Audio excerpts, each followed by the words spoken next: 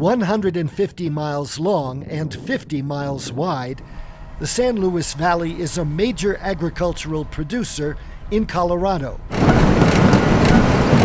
especially with potatoes. We've been raising potatoes for probably 70-some years here.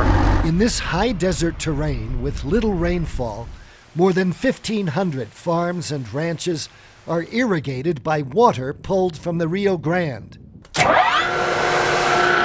and from the underground aquifer, both sources fed by snowmelt from the surrounding mountains. The water here in the valley is our lifeblood.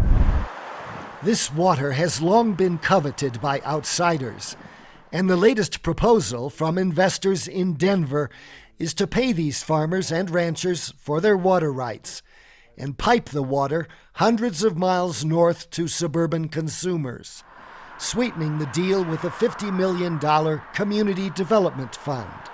We believe it can be a win-win for one of the poorest parts of the state to benefit one of the parts of the state that's very poor on water.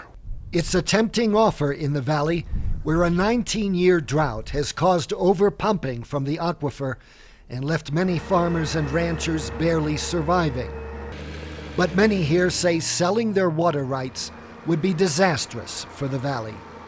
Oh, I feel very strongly against it. This district has been successful in defeating all efforts to really transport water out of this basin.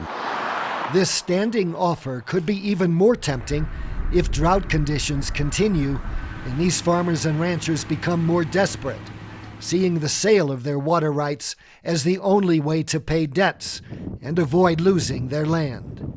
From This American Land, Gary Strieker for NBC News.